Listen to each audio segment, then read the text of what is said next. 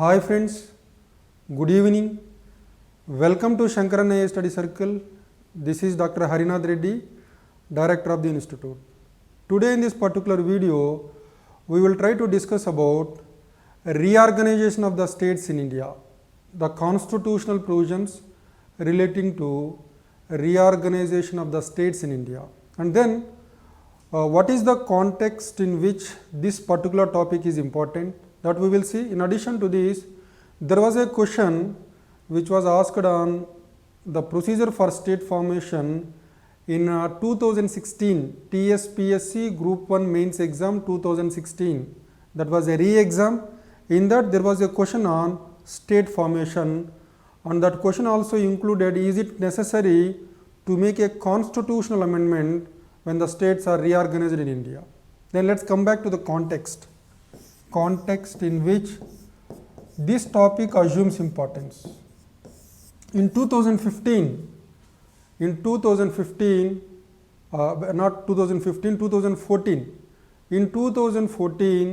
the state of Andhra Pradesh was bifurcated into Telangana and Andhra Pradesh under Andhra Pradesh Reorganization Act 2014. So through Andhra Pradesh Reorganization Act 2014, a new state known by the name Telangana was created. And then there was a feeling among the people of the residuary state of Andhra Pradesh that this bifurcation is arbitrary. And in addition to this, even today the state of Andhra Pradesh feels that a lot of injustice is done to the successor state of Andhra Pradesh because of bifurcation of 2014. Perhaps since independence, this is the first example wherein a state is bifurcated without the consent of the concerned state legislature and without a negotiated agreement among the stakeholders and among the different regions. So this is a very bad precedent, because this will effectively can convert India into a unitary state and the states will be reduced to municipalities. So this is a wrong convention, this is a bad precedent. So this is the criticism which is leveled against the bifurcation process of 2014. And then let's come back. If you compare the provisions in the Indian Constitution relating to the state formation with other countries like America, which are federations, there are differences. In most of the countries which are federal constitutions, when the states are reorganized, when the boundaries of the states are altered, consent of the concerned state is necessary. For example, in United States of America, if you want to alter the boundaries of any particular state, the consent of the concerned state is mandatory. Unless the concerned state agrees, reorganization cannot be done. Boundaries cannot be altered. That is the reason why United States of America is described as an indestructible union with indestructible states. So there was one expression which was used with respect to United States of America: indestructible union with indestructible states. Why the union is indestructible? In America, the states do not have the right to break away from the union. Similarly, in America, in United States of America, the boundaries of the states cannot be altered. The boundaries of the states cannot be altered without the consent of the concerned states. That's why the expression indestructible union with indestructible states. But when it comes to India, the expression used is indestructible union with a destructible states. Indestructible union with a destructible states. What does that mean? Like in America, even in India, the states do not have the right to break away from the union. Like in America, even in India, the states do not have the right to break away from the union. So the union is indestructible. But when it comes to the states, the boundaries of the states can be altered without the consent of the concerned state. In India, when the states are reorganized, when the boundaries of the states are altered, the consent of the concerned state is not mandatory. So this is the difference with respect to the formation of the states in countries like India and in countries like United States of America, which are examples for true federation. Then when it comes to India, in India it is Article 3. In India, it is Article 3 which deals with reorganization of the states. Then the question is, you need to raise a relevant question.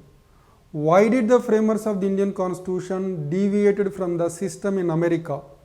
When it comes to India, why didn't we adopt the procedure of America? Why did we deviate from that system? I told that in America, when the boundaries of the states are altered, the consent of the concerned state is necessary, mandatory, compulsory. But in India, it is not necessary.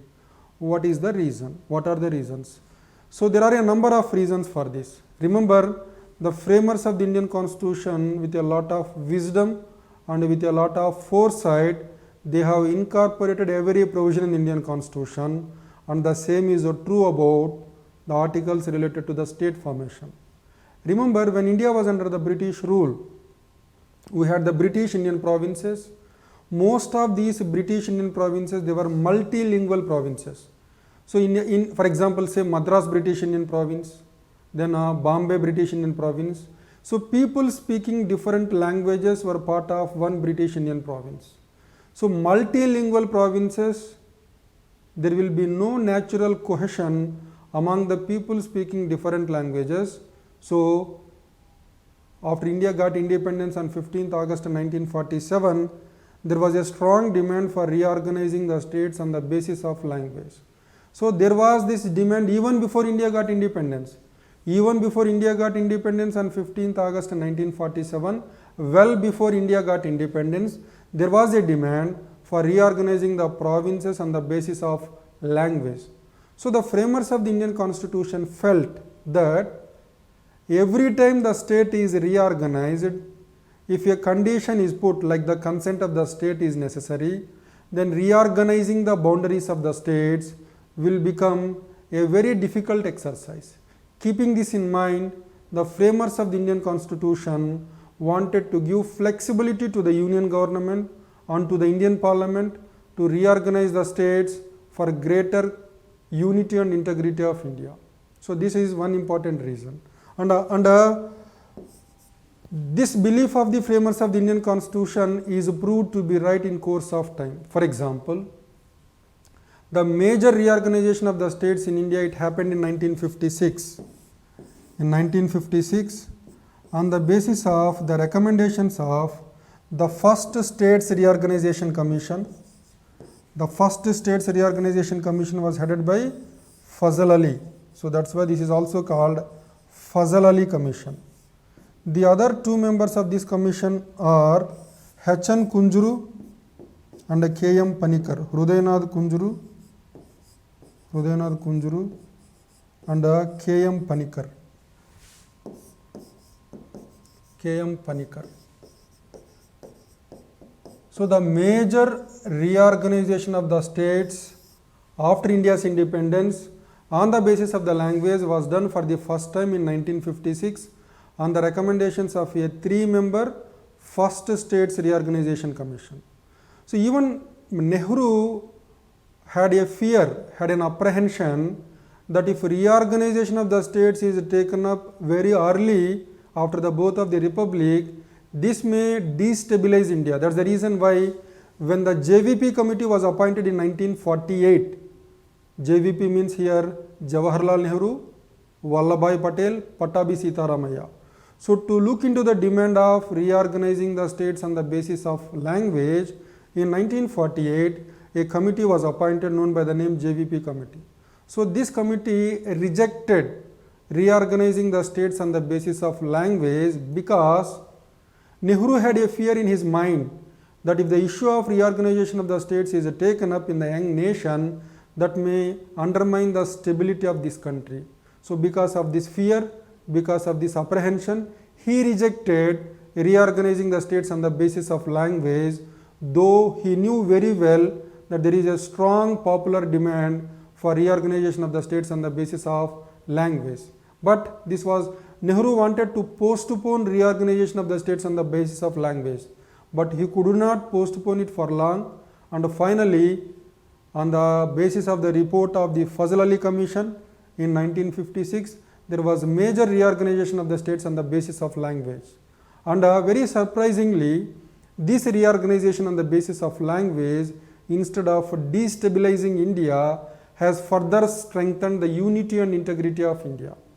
And because of the flexibility provided in Article 3, reorganization of the states in 1956 on the basis of language was very comfortably completed. Then what is the flexibility in Article 3? Article 3 says, when the reorganization of the states is taken up, the President shall recommend such reorganization. Remember, the President is elected by an electoral college consisting of elected members of Lok Sabha, Rajya Sabha, and also the elected members of the legislative assemblies. In other words, the President not only represents the nation, he also represents the states. Along with the Supreme Court of India, even the President of India has the constitutional duty to protect and defend the Constitution of India. So, the prior recommendation of the President is necessary for reorganizing the states. So, a bill which is meant for reorganizing a particular state must be communicated to the concerned state legislature for its views. Remember, the views given by the concerned state legislature are not binding on the union government. They are not binding on the parliament. It is merely a procedural requirement. So, the President of India will communicate the bill which is meant for reorganizing a particular state to the concerned state legislature for obtaining its views. Irrespective of the views, whether they are in favor of reorganization or against reorganization, the union government through Indian Parliament can go ahead with reorganization by enacting an ordinary law. So, here in Article 3, the requirement of the consent of the state is not put in the article, which means the union government through Indian Parliament can reorganize the states without the consent of the states. And this flexibility which was given was not abused or misused till recently, till 2014. Every major reorganization which was done after India's independence was done with a purpose, with a useful purpose, and with the prior consent of the concerned state legislature. Remember, under the Indian Constitution, it is not necessary for obtaining the consent of the concerned state legislature for reorganization.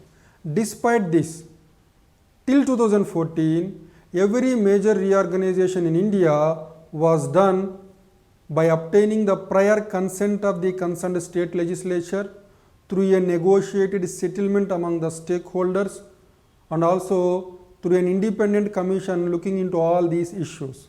But for the first time, it is in 2014, the state of Andhra Pradesh was bifurcated arbitrarily, unilaterally by the union government without obtaining the consent of the concerned state legislature and also without a negotiated settlement among the different stakeholders and among different regions. So, this happened only once in 2014, and this is not good for the country. It will become a very bad precedent, because tomorrow, and it was also said, the state of Telangana was created by the then president of UPA, the then chairperson of the UPA, Mrs. Sonia Gandhi, with an intention to get strength in the state of Telangana. She hoped that TRS will be merged into INC, and she expecting that she planned for reorganization of AP. That didn't happen. So tomorrow, some other political party in power may misuse the powers under Article 3 for short-term political expediency. This is not good for the country. So this is the criticism which is leveled against the creation of the states under Article 3 in the context of bifurcation of Andhra Pradesh. I can give one more example. It is not only in 1956. In Northeast India, to meet ethnic demands, For statehood, for greater autonomy, states were organized, states were reorganized. The states in Northeast India were reorganized to meet the ethnic demands for greater autonomy and statehood, and this helped to a great extent in dealing with insurgency in Northeast India. So, this is second exercise of reorganizing the states in Northeast India, also to some extent helped in protecting the unity and integrity of India. Again in 2000, when Madhya Pradesh, Bihar and Uttar Pradesh were reorganized to address regional inequalities, the prior consent of the concerned state legislature is obtained. There was a negotiated settlement. So, if we see the experience other than Andhra Pradesh, in all the cases, though there was no constitutional requirement for obtaining the consent of the concerned state legislature, it is obtained and there was a negotiated settlement among the stakeholders and the states were reorganized. So, that was in tune with the spirit of the constitution. But only one isolated example is the state of AP. In 2014, when the state of Andhra Pradesh is bifurcated, the prior consent of the concerned even. So, this reorganization in 2014, creation of the state of Telangana was done against the wishes of the then state legislature. It was done in the context of public opposition to reorganization without a negotiated settlement among the stakeholders and among the regions. So, this is against the spirit of federalism. This is against the spirit of cooperative federalism, which is being very much popularized in the recent context, in the recent period, especially by Narendra Modi after he became the Prime Minister. So, after the creation of Niti Aayog, Prime Minister Narendra Modi keeps on speaking about cooperative federalism and competitive federalism. So, bifurcation of the states without obtaining the consent of the concerned state legislature, without a negotiated settlement among the stakeholders, it goes against the spirit of cooperative federalism and the idea of federalism. So, this is the context in which this topic has become important and you need to go through Article 3. So, a reorganization of the state may include increasing the area of the state, decreasing the area of the state, merging two existing states or dividing one existing state into two or more states, and even altering the boundaries of the states. So, here under the provisions of Article 3, consent of the concerned state legislature is not required, but there is only one requirement, constitutional requirement. What is that? A bill which is meant for reorganizing a particular state must be sent to the concerned state legislature for obtaining its views. Irrespective of the views, the state can be reorganized by the parliament through simple majority by enacting an ordinary law. And every time when amendments were done to the States Reorganization Act, it is not necessary to communicate such amendment bills to the concerned state legislature for its views. So, that is it about the constitutional provisions relating to the formation of states in India and the recent controversy with respect to such issue in the context of bifurcation of the state of Andhra Pradesh into Telangana and other successor state of Andhra Pradesh. Thank you.